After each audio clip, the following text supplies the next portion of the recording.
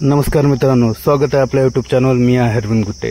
तर मित्रांनो, आपण पाहतात महावितरणचे जे दिनांक 21/5/2025 रोजी झालेली शिफ्ट 1 आणि 2 चे पेपर आले, त्या पेपरचं आपण विश्लेषण काढलेलं आहे। तर जे आलेले प्रश्न आहेत त्या प्रश्नाबद्दल आपण काय केलेलं आहे, माहिती केलेली आहे। तर मित्रांनो, आता ह्या प्रश्नामध्ये आपण जी सिरीज बनवली होती त्या सिरीजमध्ये जे काही प्रश्न होते त्या प्रश्नाचं आपण सविस्तर विश्लेषण करून या भागामध्ये दिलेले आहे। तर मित्रांनो, आपण जे काही पाहूया या भागातील पहिला प्रश्न। मित्रांनो, जो आजच्या परीक्षेला आलेला प्रश्न आहे, जो की आपल्यासाठी पहिला आला होता, मॅग्नेटिक फ्लक्स डेन्सिटीचे युनिट काय आहे।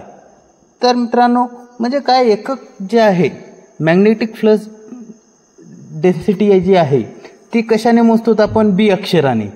तर मित्रांनो, त्या बी अक्षराचे आपण युनिट आहे जे SI युनिट आहे ते काय आहे, टेस्ला। आणि आपण जे टेस्ला आहे ते कशाने दर्शवतो, टीने। आणि याचे प्रमाण असे आहे की 1 टेस्ला बरोबर 1 वेबर। तर मित्रांनो, तर या प्रश्नामध्ये असे काही आहेत की मी कालच आपल्या व्हिडिओमध्ये सांगितलं, हे एकक, युनिटी किंवा जे काही गोष्टी आहेत हे आपल्याला पाठ असणे गरजेचे आहे। तर तसाच आता दुसरा प्रश्न आला होता की DC ची फ्रिक्वेन्सी किती असते। आता काही आपल्याकडे फ्रिक्वेन्सी कशाला असते, AC ला, कारण तो बदलत असतो।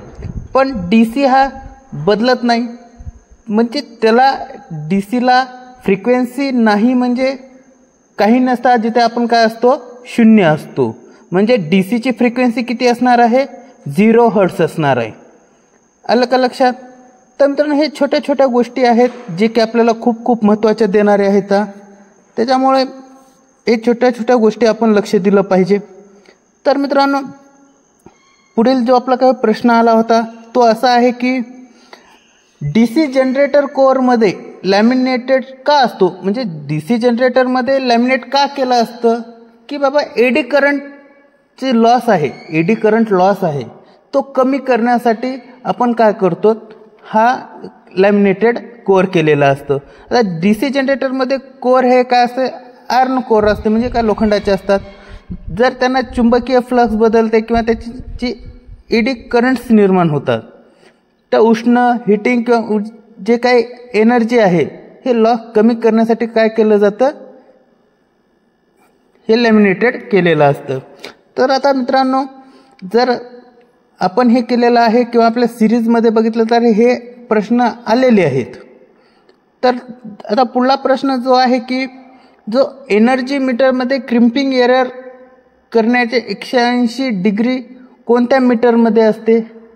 आता याच्यामध्ये काय आहे, रेडियस एनर्जी मीटर। आता मित्रांनो, ह्याच्यामध्ये जी हा एनर्जी मीटरचा जो क्रिम्पिंग एरर आहे, हा प्रश्न सुद्धा त्यांनी फिरून काय केलेला आहे, जे आपले शिफ्ट 2 जी परीक्षा झालेली आहे, शिफ्ट 2 मध्ये जी काही पेपर झालेला आहे त्या पेपरमध्ये सुद्धा हा अशा प्रकारे फिरून प्रश्न त्यांनी विचारलेला आहे। तर मित्रांनो, जे काही आपण ॲनालाइज करतो किंवा पेपरचं भाष्य करतो किंवा आपण एखादी पेपर चाळतो, त्या चाळण्यामध्ये आपण नेमकं त्या पेपरमध्ये काय आहे की हा भाग आहे की बाबा तो जास्त वेळेस विचारला आहे किंवा तोच प्रश्न किंवा त्या टाईपचे प्रश्न आपल्याला काय करतात, विचारतात। तर मित्रांनो, आता पुढे पाहूया। आता फ्रिक्वेन्सी दिलेली 60 हर्ट्ज। आता हा काल पण बघितलेला आहे आपण।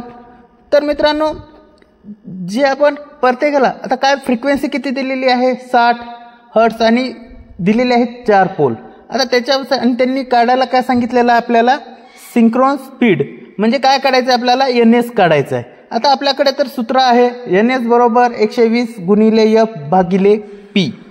तर मित्रांनो, आता या सूत्रामध्ये जर आपण ठुलं जर मांडणी केली तर काय होईल, 120 गुणिले 60। तर मित्रांनो, 120 गुणिले 60 बरोबर काय भागिले तुमचं काय असणार, पोलची संख्या। पोल आपले किती आहेत, 4। तर आता 120 गुणिले 60 म्हणजे किती होणार, 7200 भागिले 4, आणि मग त्याच्यानंतर किती होणार, 1800 RPM. तर म्हणजे आपली स्पीड किती असणार आहे, तर 1800 RPM असणार आहे.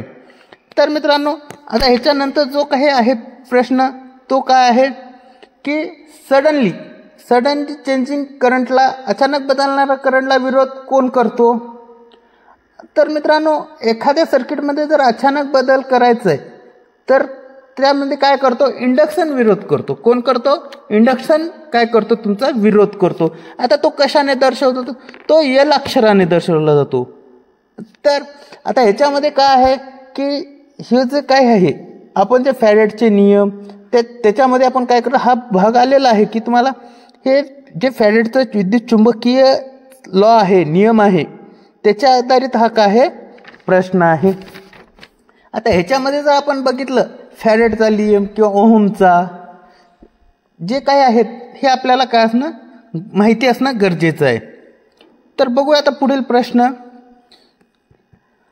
DC व्होल्टेज किंवा करंट मोजण्यासाठी खालील कोणते मीटर वापरले जाते.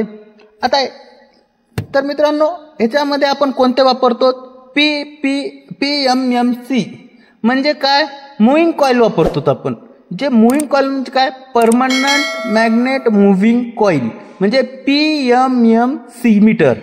आता याच्यामध्ये वापरण्यामध्ये काय की जे DC आहे, DC काय आहे, हा एका सरळ मार्गाने काम करतो. पण हा मीटर काय असतं की दिशा, कॉईल ही दिशा काय असतं एकाच दिशेने काम करतं. जे अदरवाईज आहेत ते काय असेल, काय दिशा बदलत असल्यामुळे त्याच्यावर हे काय करतं, वर्क करत नाही. हे मीटर जे आहे की एकाच दिशेने आपल्याला काय करतं, दर्शवतं. तर मित्रांनो आता बघूया पुढील प्रश्न.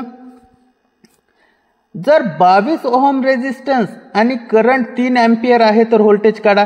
आता हा मित्रांनो हा प्रश्न जो आहे हा खूप सोपा आहे.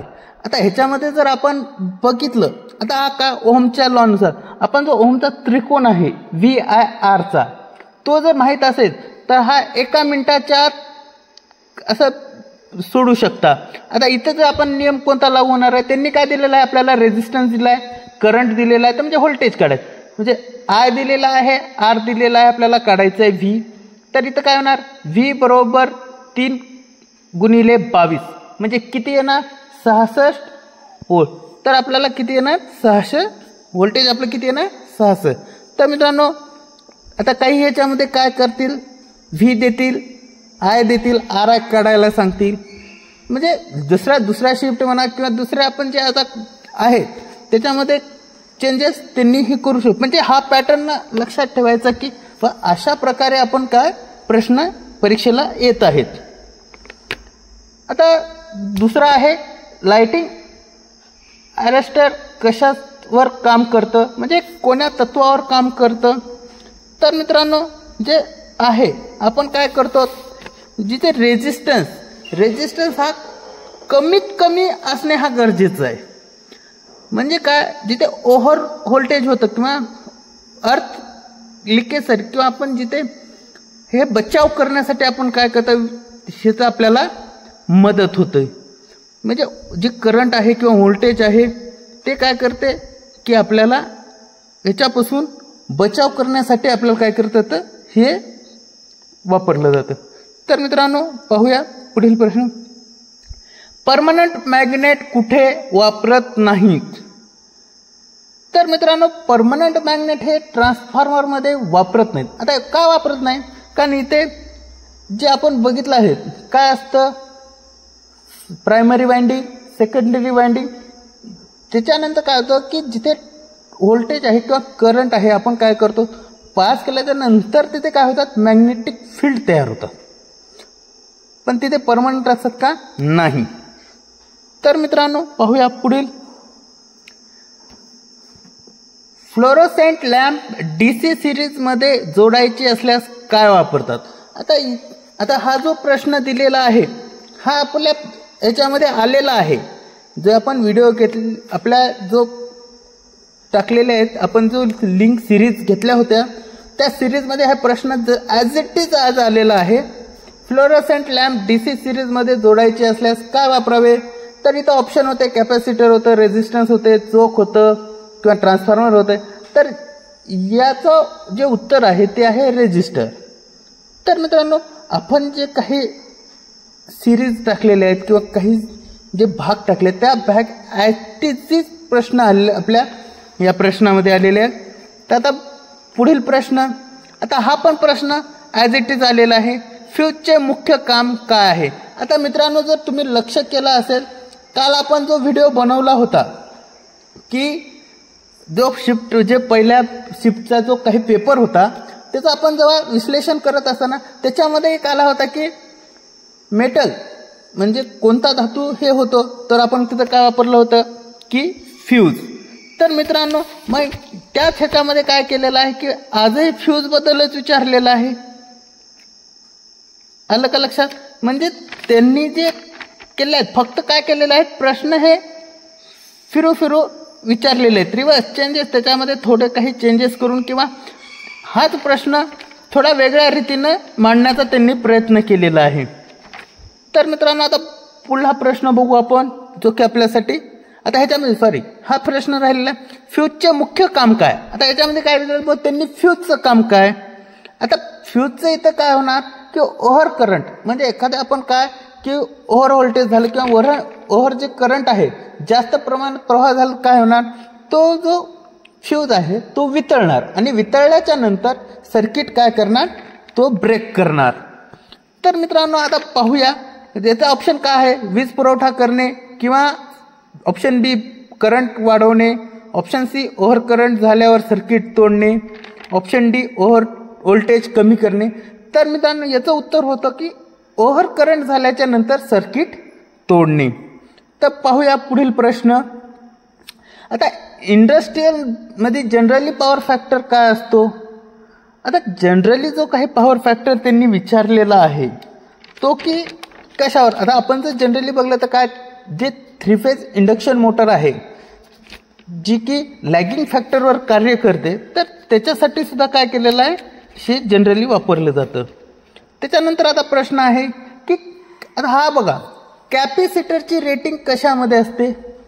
आता कॅपॅसिटर जे आपण आहे ते म्हणजे कशामध्ये हे करतो, तर त्याचं उत्तर आहे kVAR, तर किलो व्होल्टेज एम्पियर रेझिस्टन्स.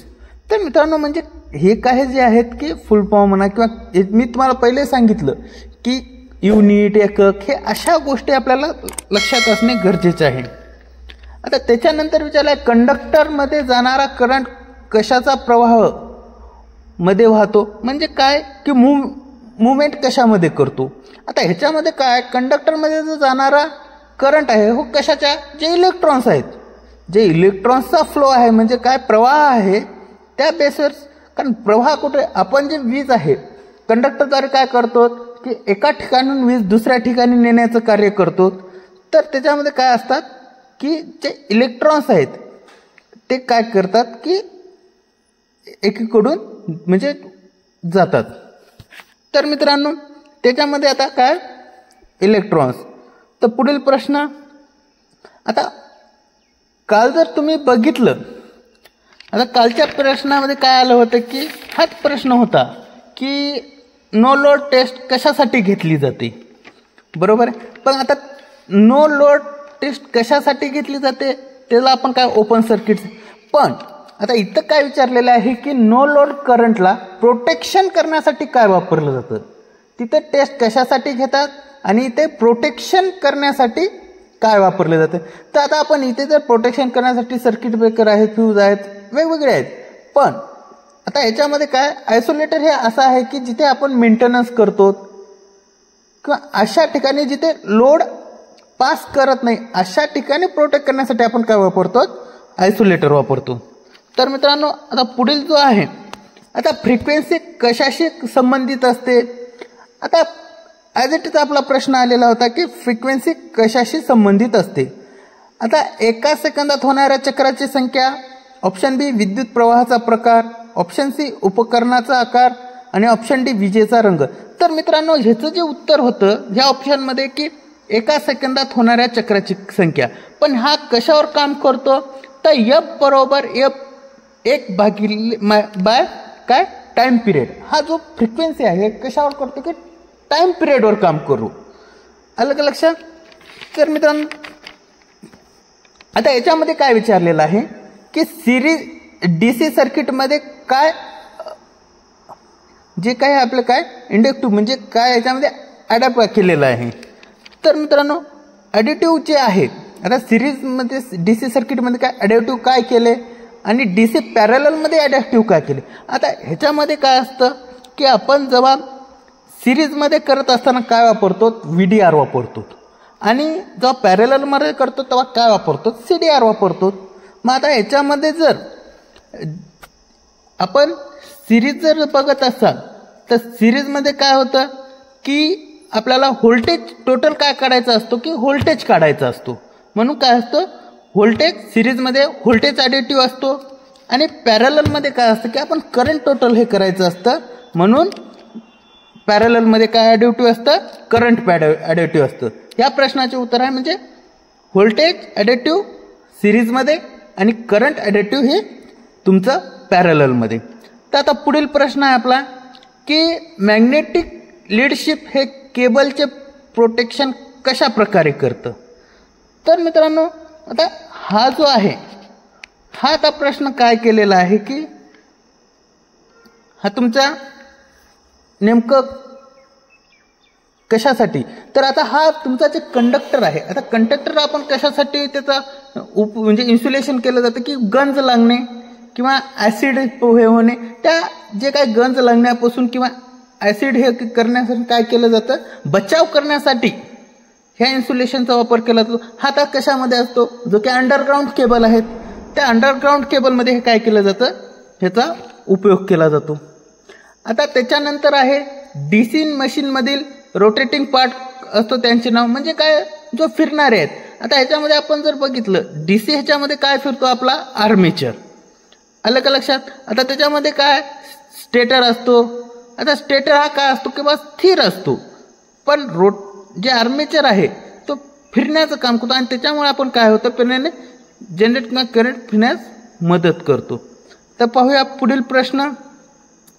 आता याच्यामध्ये विचारलेला आहे की मल्टीमीटर काय करतं कार्य काय करतं. आता मल्टीमीटर मेजर काय करतं की मल्टीमीटर हे बहुउपयोगी म्हणजे आपण त्याच्यावर व्होल्टेज मोजू शकतो ॲम्पियर म्हणजे करंट मोजू शकतो रेजिस्टन्स मोजू शकतो म्हणजे विविध प्रकारचे जे काय आपण मोजमाप करतो ते आपण काय करू शकतो हे. आता ह्याच्या नावामध्येच आहे मल्टीमीटर म्हणजे काय मल्टी म्हणजे काय बहुउपयोगी किंवा मिनी कितीही आपण त्याच्यावर म्हणजे वेगवेगळ्या ह्याचे काय करू शकतो मोजमाप करू शकतो. तर आता त्याच्यानंतर आहे जो की आपले रेजिस्टिव्ह खालीलपैकी कशाचे युनिट आहे ओहम नाही. आता ह्यांनी काय केलेलं आहे की रेजिस्टिव्हचे ओहम हे युनिट कशाचे नाही. आता तिथे ऑप्शनमध्ये त्यांनी काय दिलं होतं रिॲक्ट दिलं होतं रेजिस्टिव्ह दिलं होतं त्याच्यानंतर इंडक्टिव्ह रिॲक्ट दिलं होतं आणि त्याच्यानंतर कंडक्टिव्ह म्हणजे ह्याच्यामध्ये आपण जर विचार केला तर आपण कशाच्या आपण काय काय ओहम कुठे वापरत नाही. तर इथं आहे की आपण कंडक्टरमध्ये आपण काय करतो ओहम वापरत नाही. तर आता हा झाला आपला शिफ्ट 1मध्ये जी सकाळी 9 ते 11 मध्ये आपण जी काही एक्झाम झाली शिफ्ट त्या एक्झामचं झालं. आता जी दुसरी शिफ्ट होती आता त्या शिफ्टमध्ये काय झालं जी 2 वाजता आपण पेपर हे केलो तर त्या पेपरमध्ये काय काय होतं तर आता ते बघू.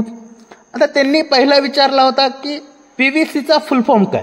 आता PVCचा फुल फॉर्म काय आहे पॉलीव्हिनिल क्लोराईड. तर मित्रांनो ह्याचा उपयोग काय आहे तर आपण ह्याचा जास्तीत जास्त काय इन्सुलेटर म्हणून ह्याचा आपण काय करतो उपयोग आणतो.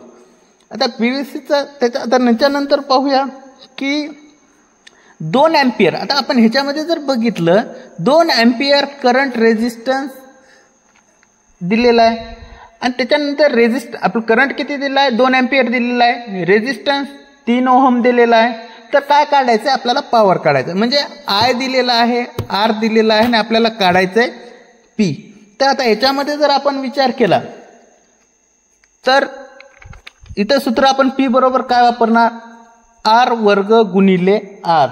तर आता ह्याच्यामध्ये जर विचार केला तर आपला I किती आहे 2 चा वर्ग गुणिले R किती आहे 3 म्हणजे 2 चा वर्ग काय होणार 4 गुणिले 3. त्याच्यानंतर 3 चौक 12. 12 म्हणजे याचं उत्तर काय येणार की पॉवर 12 वॅट येणार. तर मित्रांनो आता याच्यामध्ये जर आपण हे केलं तर त्यांनी वेगवेगळं सूत्र आपल्याला समजा जर पी काढण्यासाठी व्होल्टेज दिलं असेल तर तिथं काय येणार पी बरोबर व्होल्टेज वर्ग भागिले आर येणार. त्याच्यानंतर व्ही दिलेला आहे आय दिलेला आहे पी काढायचं आहे तर तिथं काय येणार व्ही गुणिले आय गुणिले बरोबर पी येणार. तर म्हणजे वेगवेगळे आपल्याला हे सूत्र माहीत असणे गरजेचे आहेत. आता पुढं काय आहे आता पुढं आपण पाहूया की तुम्हाला मी वारंवार सांगितलं की एकक हे गरजेचे आहेत. आता इथं काय विचारलेलं आहे इंडक्शनचा एकक काय आहे. आता इंडक्शनचा एकक काय आहे की हेनरी. आता हेनरी हा पण कशाबद्दल आहे की जे कॉईल आहे इंडक्शन कॉईलमध्ये आहे किंवा करंट आपण चेंज करतो किंवा EMF आहे इलेक्ट्रोमोटिव्ह फोर्स निर्माण होते त्याच्यामुळे आपण काय करतो हा हेनरी आहे इंडक्शन. तर हा कशाने दर्शवतात की एल ह्यानं दर्शवतात. आता पुढं पाहूया. आता इथे काय केलेलं आहे की 3 कॅपॅसिटर. आता 3 कॅपॅसिटर किती 18 मायक्रोफॅरेडचे दिलेले आहेत. आता हे 3 कॅपॅसिटर 18 मायक्रोफॅरेडचे सिरीजमध्ये जोडलेले आहेत. तर आता याचं काय विचारलेलं आहे कॅपॅसिटन्स काढा. तर आता हे कॅपॅसिटन्स आपण कसं काढणार की जे सी म्हणजे काय आता जे सी आहे आता सी काय करणार आपण इक्वलंट म्हणजे काय पूर्ण आता इक्वलंट बरोबर काय ना सी भागिले एन म्हणजे काय 18 भागिले 3 बरोबर किती येणार 6 मायक्रोफॅरेड. तर याचं उत्तर काय असणार आहे 6 मायक्रोफॅरेड. आता त्याच्यानंतर जो प्रश्न आहे आता तो अशा प्रकारे विचारलेला आहे की जर 2 बॅटरी समांतर जोडल्या तर त्यामध्ये कंडिशन रेटिंग समान पाहिजे. आता इथे जर आपण विचार केला कंडिशन ही समान म्हणजे एक समांतर असायला पाहिजे. तर मग आता ह्याच्यामध्ये आपण समांतर काय असणार आहे तर ह्याच्यामध्ये काय असणार आहे की व्होल्टेज रेटिंग जे आहे आता ह्याच्यामध्ये काय व्होल्टेज हे काय असणार रेटिंग हे समान असलं पाहिजे. जर हेच जर बॅटरी आपण जर सिरीजमध्ये असेल तर इथं काय होणार करंट रेटिंग येणार. जर इथं आपण काय केलेलं आहे पॅरललमध्ये असल्यामुळे इथे काय असणार व्होल्टेज रेटिंग असणार. आता याच्यानंतर जो प्रश्न आहे तो विचारलेला आहे की डीसी जनरेटरचे प्रिन्सिपल कोणत्या तत्वावर काम करते म्हणजे काय डीसी जे आहे ते कोण्या तत्वावर काम करते. आता इथेच आपण बघत असलं जेव्हा एखादा कंडक्टर आहे आता एखादा कंडक्टर चुंबकीय क्षेत्र आता चुंबकीय आपण जे हे केलं कोणतं आहे की EMF निर्माण करतो. आता EMF हा कुठं आहे की फॅरेडचा जो लॉ आहे आता फॅरेडचा लॉ ऑफ EMI आलं लक्षात त्या आपण काय करतो त्या फॅरेडच्या लॉच्या ह्याच्यानुसार आपण तर याचं उत्तर काय येईल तुम्हाला की फॅरेड लॉ ऑफ EMI. तर मित्रांनो आता पाहूया पुढील प्रश्न. आता फ्यूज रेटिंग कशामध्ये असते. आता फ्यूज आपण कुठे ह्याच्यावर वापरतो करंटवर बरोबर आहे ना. आता फ्यूज हा आपण कशासाठी की बाबा ओव्हरहीट किंवा ओव्हर करंट होतो बरोबर आहे. तेव्हा ओव्हर करंट झाल्यावर आपण काय होतं सर्किट बंद करतं. मग आता करंट जिथे आला म्हणजे तिथं काय येणार एम्पियर येणार. मग त्या ह्याच्यानुसार आपलं काय आहे फ्यूजचा जो रेटिंग आहे तो काय असणार आहे एम्पियर असणार आहे. तर आता पाहूया पुढील. आता खालीलपैकी कोणत्या गोष्टीचा पॉवर फॅक्टर युनिटी असतो. आता जिथे ऑप्शनमध्ये दिलेले आहेत तिथं काय असणार आता आपण जिथे पॉवर फॅक्टर युनिटी आय म्हणून किंवा हे असेल तर तिथं काय येणार आपण रेझिस्टन्स येणार. ऑप्शनमध्ये जसं दिलेलं आहे त्यानुसार आपण काय येणार रेझिस्टन्स येणार. आता त्याच्यानंतर आहे हा प्रश्न विचारला की आता रेझिस्टन्स कशाने मोजतात. परीक्षेत प्रश्न असा होता की खालीलपैकी रेझिस्टन्स कशाने मोजतात. आता आपण दिलेलं आपण रेझिस्टन्स हे वेगवेगळं म्हणजे लो व्होल्ट आहे लो रेझिस्टन्स आपण काय करतो ओहम मीटरने मोजतो. आलं का लक्षात. आता त्याच्यानंतर आहे की अंडरग्राऊंड केबलच्या तुलनेत ओव्हरहेड लाईनचे फायदे कोणते आहेत. आता फायदे जर आपण विचार केला